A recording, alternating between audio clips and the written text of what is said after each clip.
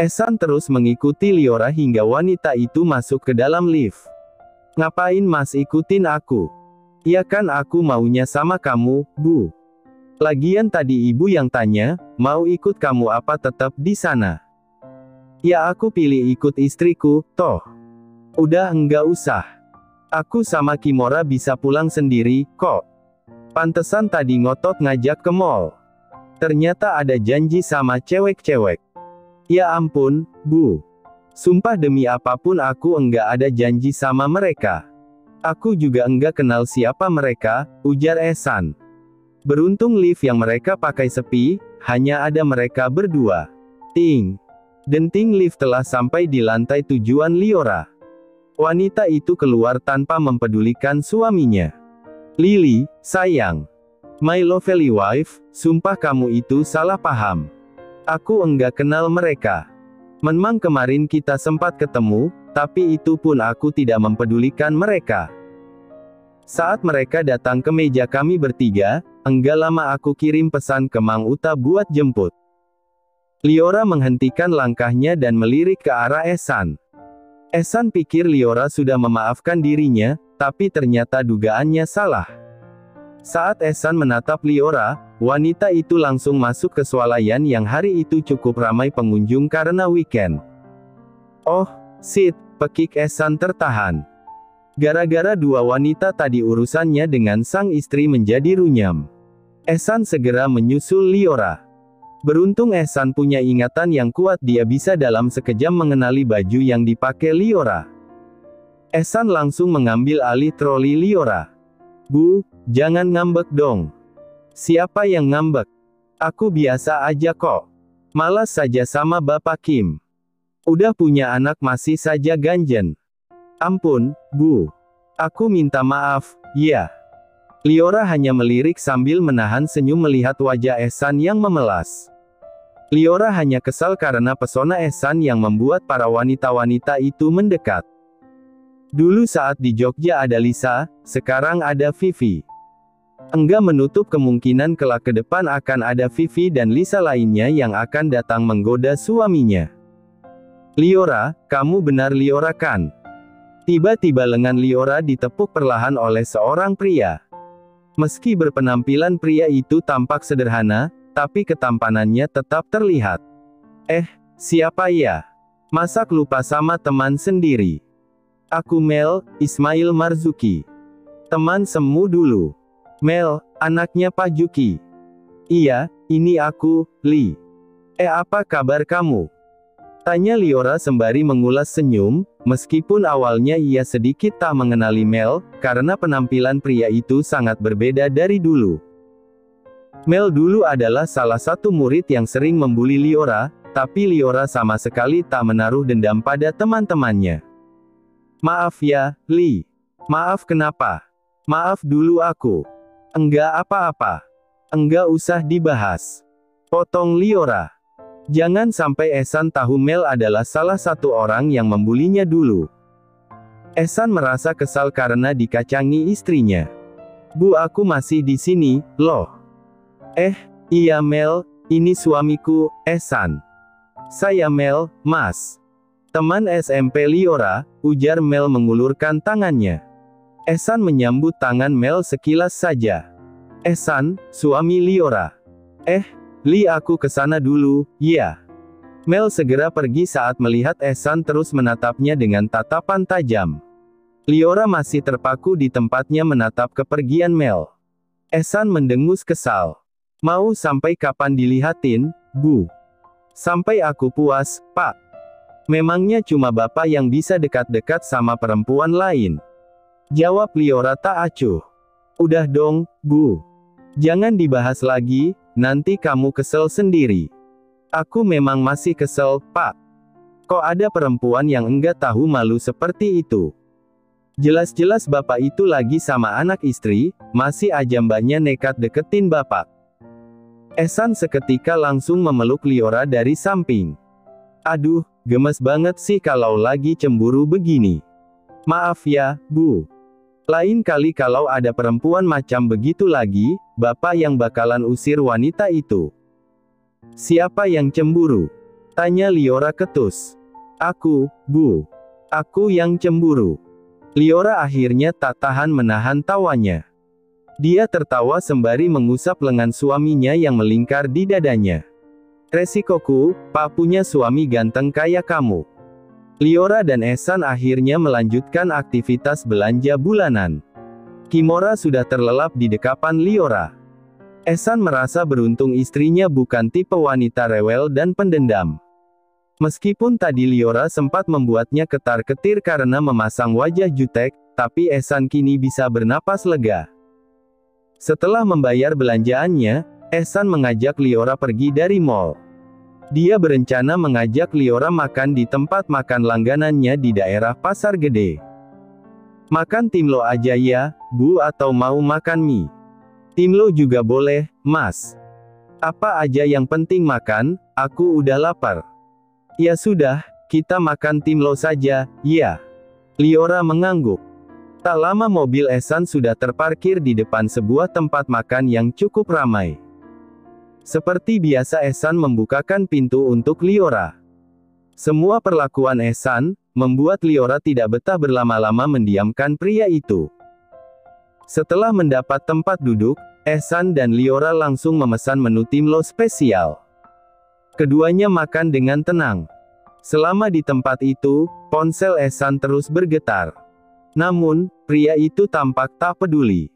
Dia tetap melanjutkan makannya hingga selesai. Kok enggak diangkat, Mas? Biarkan saja. Aku malas mengangkatnya. Setelah membayar pesanannya, Ehsan dan Liora langsung pulang ke rumah. Bo, Papa sama Mama kemana? Tuan sama Nyonya liburan, Den. Hah, liburan? Kok enggak bilang sebelumnya sama aku? Tanya Ehsan terkejut. Mama kemarin udah ngomong sama aku, Mas, tapi aku lupa bilang sama kamu. Ya sudah, tidak apa-apa. Liora naik ke kamarnya. Setelah meletakkan Kimura, dia merebahkan tubuhnya di atas ranjang. Ah, nyamannya. Liora merenggangkan tubuhnya. Tak lama wanita itu terlelap. Rasa kantuk benar-benar membawanya pada tidur lelap, hingga ia tak tahu jika suaminya kini sedang menatapnya dalam.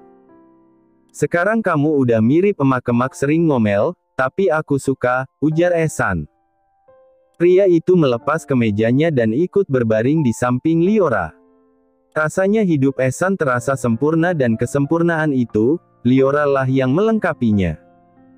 Dimitri mendatangi Bara di kantor. Dia perlu bantuan sahabatnya itu untuk membujuk Ehsan. Memang ada masalah apa lagi? Tanya Bara dengan malas-malasan.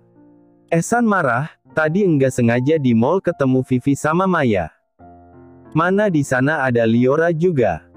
Lah kenapa Ehsan marah? Si Vivi ngebet banget sama Ehsan. Lo tahu kan kemarin dia gimana? Nah, gara-gara itu, Liora sampai ngatain urat malunya Vivi dan Maya udah putus karena ngejar-ngejar Ehsan. Ya emang gitu kenyataannya kan. Itu cewek urat malunya emang putus. Kemarin kita udah bilang kalau Ehsan ada istri udah punya anak juga. Dia ngebet bilang mau kenal aja. Itu cewek kayaknya otaknya dah geser. Gue yang pecinta wanita aja ampe risih. Gimana Ehsan? Terus gimana? Lo bantuin gue dong. Nanti gue pikir-pikir dulu, ya, ujar Bara sambil terkekeh. Lo tega ama gue. Lihat aja, gue bakalan cerita ke Margareta soal kelakuan lo kemarin. Iya berisik banget sih, sahut Bara kesal. Dimitri akhirnya bisa tersenyum. Lo cari pacar aja deh sana. Biar enggak mengganggu gue sama Ehsan terus. Gue maunya cewek gue kayak Reta atau kalau enggak kayak Liora. Diem, kalem, sekalinya ngomong udah kayak petasan. Bikin kaget. Ya kalau itu mau lo, cari cewek pedagang kembang api aja, jawab Bara. Sialan lo, enggak gitu juga kali. Cari cewek itu yang tulus nerima kita apa adanya.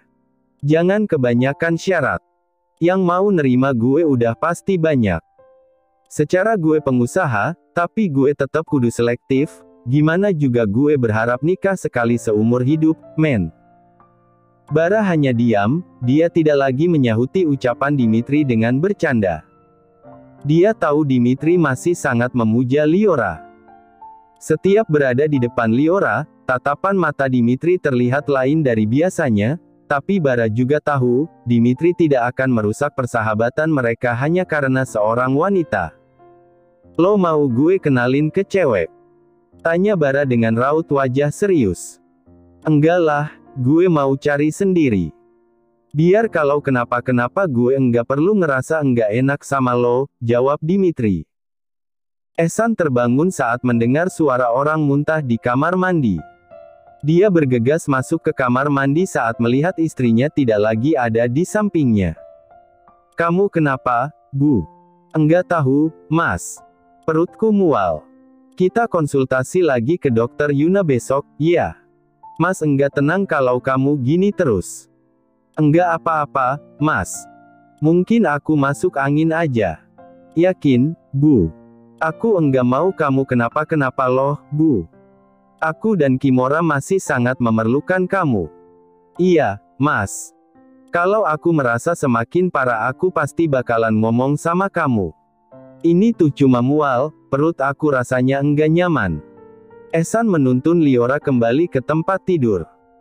Pria itu mengambilkan Liora satu setel piyama untuk mengganti dress Liora yang sudah basah oleh keringat. "Kamu ganti baju dulu biar aku ke bawah minta Mbona bikin teh hangat." "Iya, Mas." Setelah Ehsan keluar dari kamar, Liora segera mengganti dressnya dengan piyama.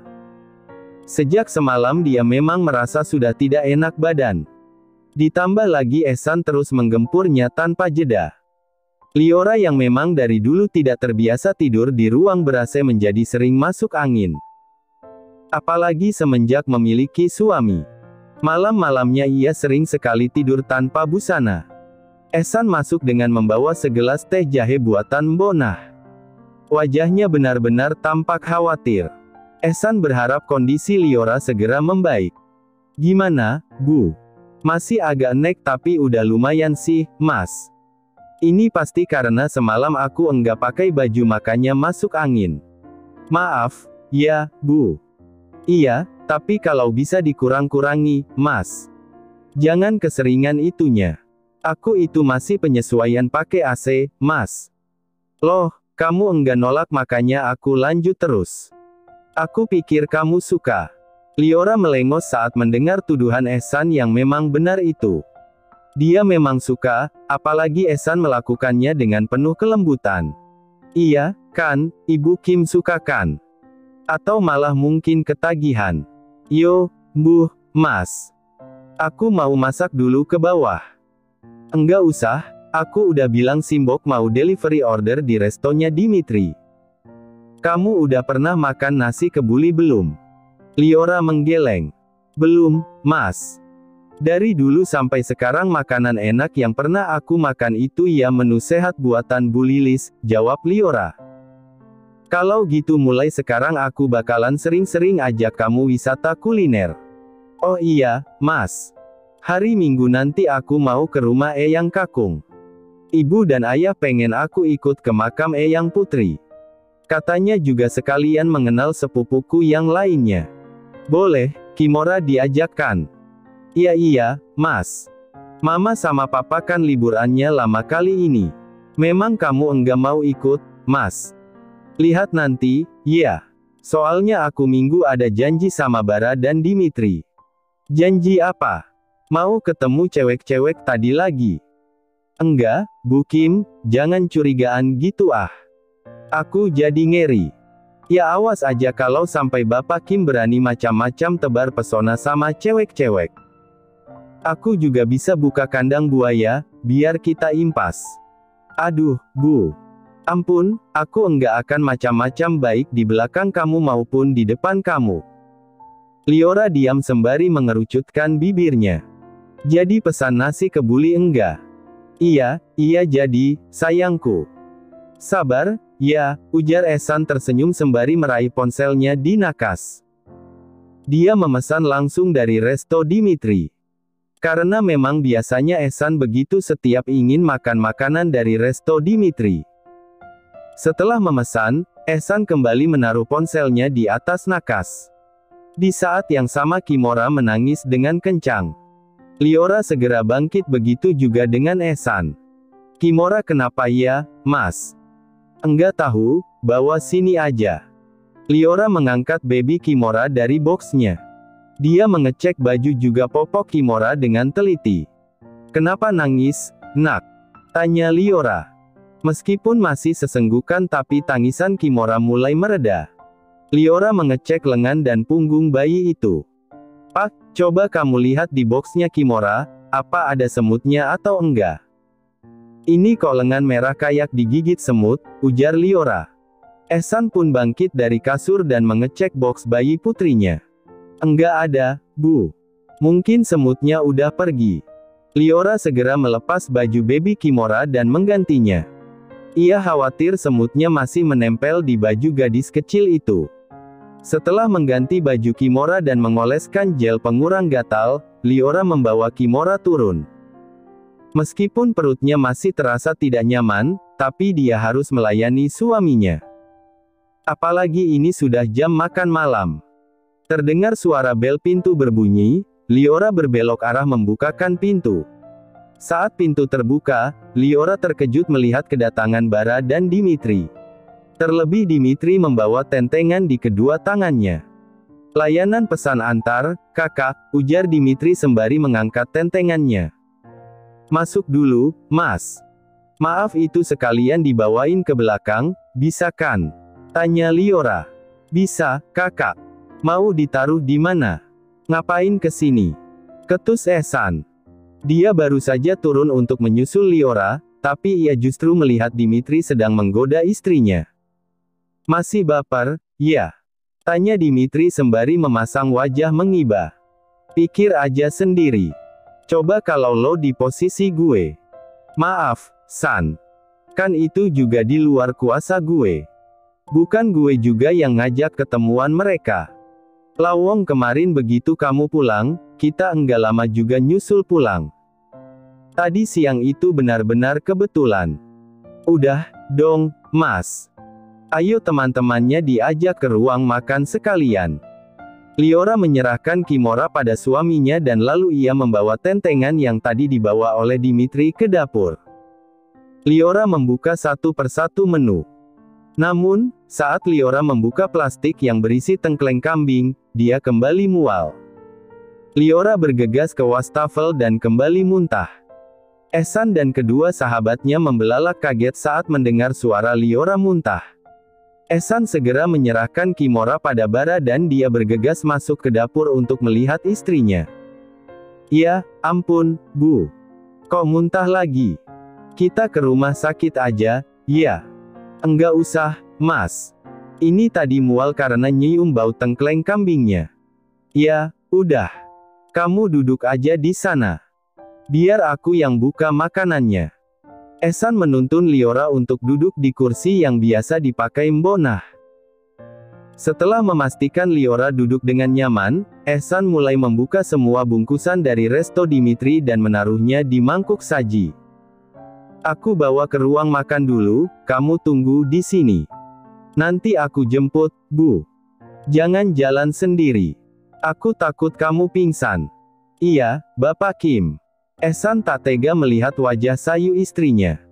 Dia segera membawa satu persatu menu ke meja makan.